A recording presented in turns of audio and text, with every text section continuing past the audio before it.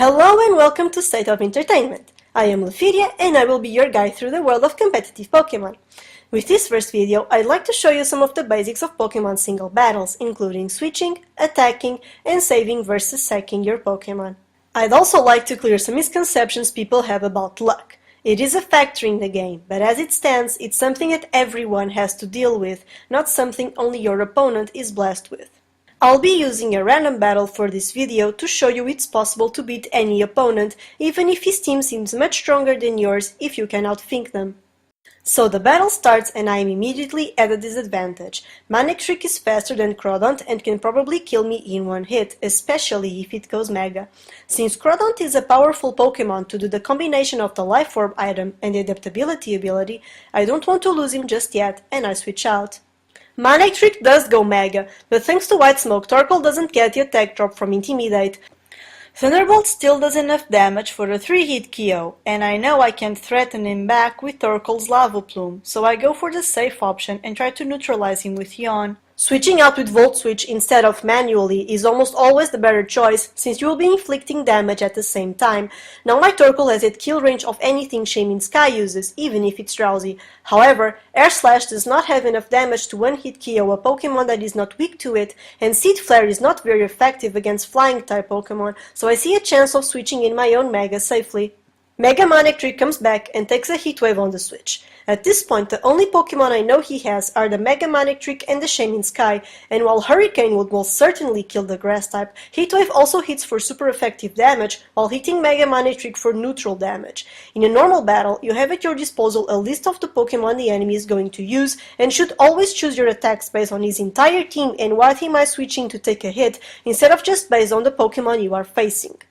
After checking the speed of both Megas and knowing Mega Pidgeot is faster than a Mega Manectric built with maximum speed, I know I can safely use U-turn to get my Flying type away from his Thunderbolt or Volt Switch. On Pokemon Showdown, you can always check your Pokemon's exact stats by hovering over them with your cursor, while you check your opponent's maximum and minimum speed by hovering over them. Since I don't have anything else that can take a hit, I decide to let my Torkoal fall so I can safely switch in another Pokemon afterwards. Mega Manectric is at under half of its health, and I still have my Crawdaunt with a priority attack Aqua Jet, so I decide to try my luck and see if I can kill it in one swoop. However, its power is just not enough. Thanks to Crawdaunt's efforts, however, I can switch in Pidgeot and land an easy revenge kill on Mega Manectric. Heatwave, Hurricane, and U-turn would all have been sufficient to get a KO, but I hadn't used Hurricane yet. You should keep as many moves as you can hidden from your opponent, as he can fall under the assumption that you are not carrying them and make a mistake easy for you to take advantage of. Using U-turn or Volt Switch to score a kill, unless it is used to send in another user of these moves, allows your opponent a free switch in, since he will be the last one to decide what to send. Wobbuffet carries the ability Shadow Tag, which stops any non-Ghost type Pokemon from switching out in its presence. However, U-turn and Volt Switch bypass this ability, and predicting that I would use it, my opponent tried using Counter on the switch-in I would bring, not knowing that I was using the opportunity to roost off the damage Pidgeot had taken at this point. Although it was a smart play, if you like Wobbuffet and you want to use him, or if you ever get him or why not during a random battle, you should always lead with Encore. Unless you are dealing with a Dark type, Encore lets you do anything out of the opposing Pokemon in the next turn, and his mistake was to use it as Vivillon switched in instead of during Roost. Vivillon has access to Sleep Powder. However, since Shaman Sky is still alive and asleep, the Sleep Clause would activate and not work if I tried it. My hardest hitter in the team is the Choice Specs Wailord with Water Spout, but it does not have the power to KO such a healthy Wobbuffet. I needed Vivillon to come in and weaken it with Bug Buzz before Wailord could come in and finish the job.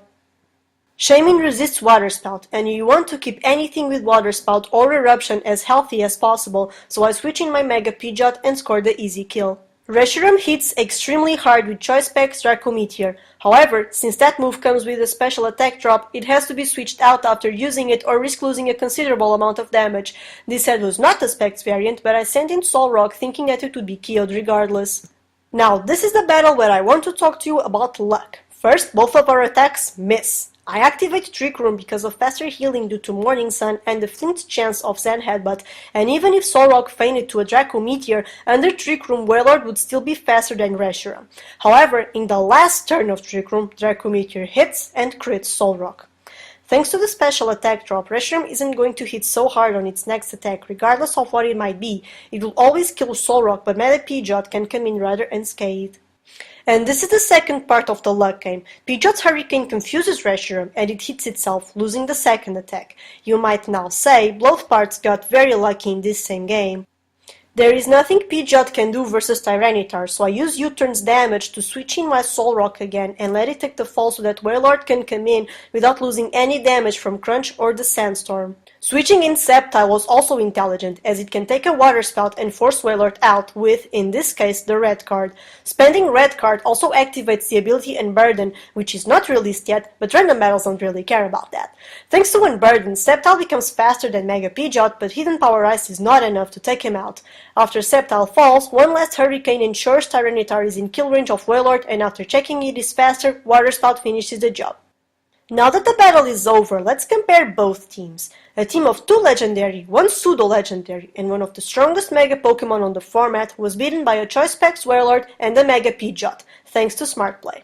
On my next video, I will talk about the different playstyles of Smogon's Overused Tier, its signature Pokemon and team examples. Be sure to subscribe to our channel and enjoy playing with them all!